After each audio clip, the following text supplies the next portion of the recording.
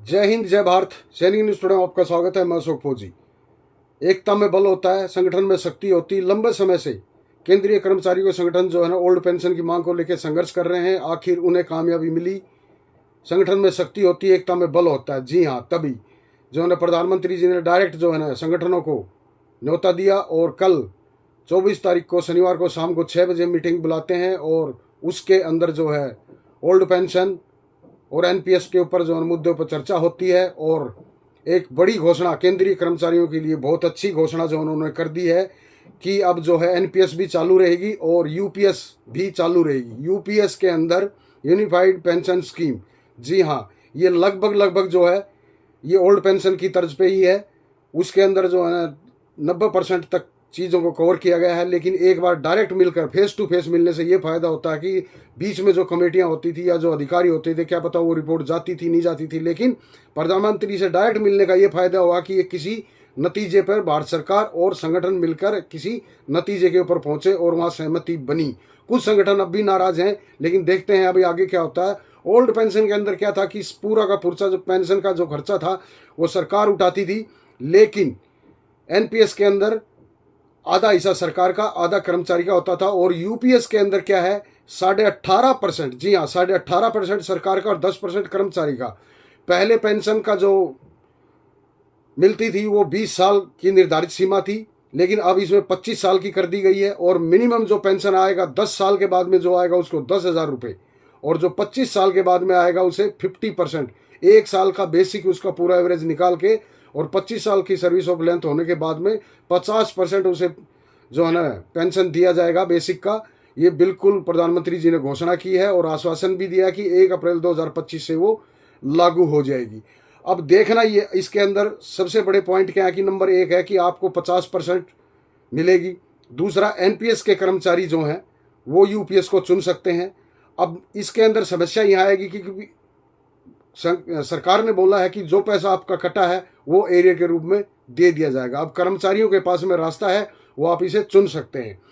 फिर सबसे बड़ी बात है कि अगर पेंशनर की मृत्यु हो जाती थी तो जो स्पाउस पर्सन है उसको जो है ना अब 60% फैमिली पेंशन के रूप में मिलेगा। और डीआर, जी हाँ डीए नहीं डीआर, रिलीफ अलाउंस जो है ना वो भी मिलेगा। और साथ में अटैच है केंद्रीय मंत्री अश्विनी वैष्णव का एक वीडियो, आप उसमें देखें और समझें क्या यूपीएस ओल्ड पेंशन की जगह ले पाएगा। कुछ संगठन अब भी नाराज हैं। मिलते हैं ऐसी खबर के लिए, तब तक के लिए जय हिंद, जय भारत। इस कंसल्टेशन के बाद में और साथ ही साथ जो जॉइंट कंसल्टेटिव मैकेनिज्म है सेंट्रल गवर्नमेंट के एम्प्लॉयज का, जेसीएम, उसके साथ मल्टीपल मीटिंग्स, फिर दुनिया के कई देशों में किस तरह की स्कीम्स हैं, किस तरह के सिस्टम्स है वो भी देखा। फिर भारत की जो अर्थव्यवस्था है और केंद्र सरकार का बजट है उसको समझने के लिए रिजर्व बैंक ऑफ इंडिया के साथ, वर्ल्ड बैंक के साथ, सबके साथ कंसल्टेशंस हुए। और इस कंसल्टेशन के बाद में एक यूनिफाइड पेंशन स्कीम का रिकमेंडेशन इस कमेटी ने किया। और आज प्रधानमंत्री श्री नरेंद्र मोदी जी की अध्यक्षता में यूनियन कैबिनेट ने यूनिफाइड पेंशन स्कीम को अप्रूव किया है, इसको अनुमोदित किया है, और ये स्कीम अभी आने वाले समय में लागू होगी। इस स्कीम के 5 पिलर्स हैं। सबसे इंपॉर्टेंट विषय था कर्मचारियों की तरफ से कि हमें अश्योर्ड अमाउंट एक चाहिए, जो बहुत लॉजिकल और वाजिब रिक्वायरमेंट था। तो इस डिमांड पे एक मेथोडिकल वे में काम करके और एक्चुअरियल साइंसेस, जो लोग आगे का भविष्य का रिक्वायरमेंट वगैरह कंप्यूट करने का एक तरीका होता है जिसको एक्चुअरियल साइंस बोलते हैं, उनके साथ मिलके कई तरह के फाइनेंशियल मॉडल्स को प्रोजेक्ट करके और सबके साथ मिलके एक सिस्टमेटिक तरीके से 50% अश्योर्ड पेंशन, ये इस यूपीएस का सबसे पहला पिलर है। इसकी डिटेलिंग देखनी चाहिए हमें। जो ये अमाउंट मिलेगा वो रिटायरमेंट से पहले के 12 महीनों की एवरेज बेसिक पे का 50% होगा। मैं रिपीट कर रहा हूं, अश्योर्ड पेंशन का जो अमाउंट है that will be the average of basic पे ऑफ 12 मंथ्स बिफोर सुपर एनुएशन, उसका 50% होगा। और इस फुल पेंशन के लिए जो क्वालिफाइंग सर्विस रहेगी वो रहेगी 25 इयर्स, यानी 25 वर्ष तक अगर किसी ने काम किया है, सेवा की है, तो उसको फुल पेंशन यानी जो ये अश्योर्ड पेंशन का अमाउंट है वो मिलेगा। 25 साल से अगर कम है लेकिन 10 साल से ज्यादा है तो उसमें प्रोपोर्शनेट पेंशन रहेगी, प्रो रेटा वो पेंशन का अमाउंट बनेगा।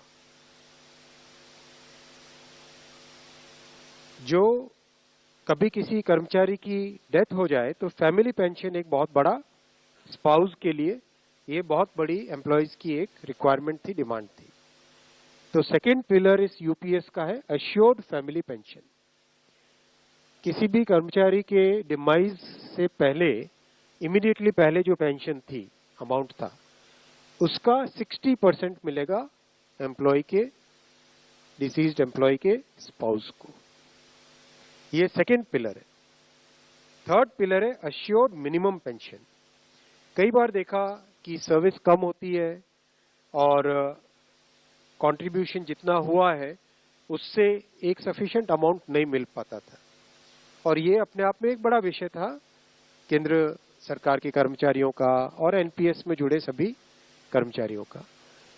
इसीलिए एक minimum assured pension, assured minimum pension 10,000 rupees per month, वो इसमें यूपीएस में थर्ड पिलर ये रखा गया है। इसके साथ आगे वाले पॉइंट को जोड़ के करेंगे तो अगर डीएनएस रिलीफ यानी महंगाई से रिलेटेड रिलीफ जो मिलेगी तो वो आज की तारीख में होते होते करीब करीब 15,000 रुपए पर मंथ हो जाती है, which is a substantial relief part of this entire pension system. Fourth pillar है इन्फ्लेशन के साथ इंडेक्सेशन।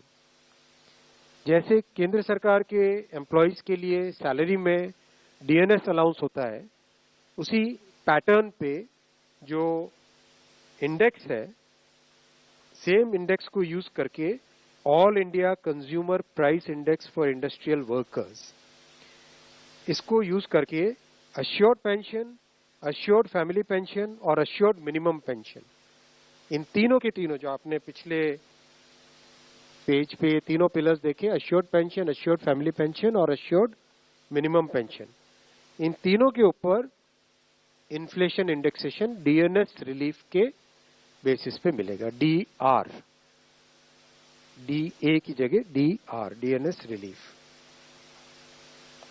पांचवा पिलर है इस स्कीम का lump sum payment at superannuation in addition to gratuity. ये एक तरीके से बहुत ही इंपॉर्टेंट और बहुत ही बड़ी एक रिलीफ मिलेगी। जब सुपर एन्युएशन होता है तो उसके बाद में इंसान अपनी लाइफ को प्लानिंग जिस तरह से करना चाहिए तब कई बड़े खर्चे आते हैं, इसलिए ये लंप सम एक अमाउंट तय किया गया। यह है कि हर 6 महीने की सर्विस के लिए मंथली एमोल्यूमेंट्स विच मीन्स पे एंड डीए कंबाइंड, उसका 10% अमाउंट। तो ये एक अपने आप में सब्सटैंशियल एक अमाउंट रह जाएगा। जैसे मान लीजिए किसी का 30 इयर्स की सेवा है तो उसमें करीब करीब 6 महीने की सैलरी, सोमनाथन साहब दैट्स करेक्ट ना, करीब करीब 6, तो उसको 6 महीने की एमोल्यूमेंट्स जो उसकी रहेगी पे प्लस डीए मिला के, वो एक लमसम अमाउंट की तरह मिलेगा।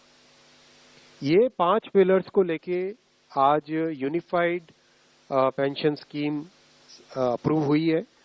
ये स्कीम केंद्र सरकार के करीब 23 लाख कर्मचारी, करीब 23 लाख एम्प्लॉयज हैं, उनको इसका बेनिफिट मिलेगा।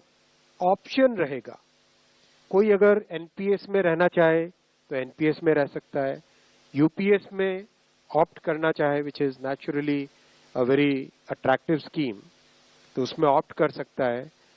प्लस राज्य सरकारें अगर इसी फ्रेमवर्क को, इसी आर्किटेक्चर को यूज करना चाहे तो राज्य सरकारें भी इस आर्किटेक्चर को यूज कर सकती है। अगर राज्य सरकार के कर्मचारी भी इसमें शामिल होते हैं तो करीब 90 लाख के आसपास टोटल कर्मचारी इसका बेनिफिट मिलेगा। सबसे इम्पोर्टेंट जो आज के इस फैसले का बहुत ही महत्वपूर्ण पार्ट है वो है कि कर्मचारियों पर इस स्कीम का भार नहीं पड़ेगा।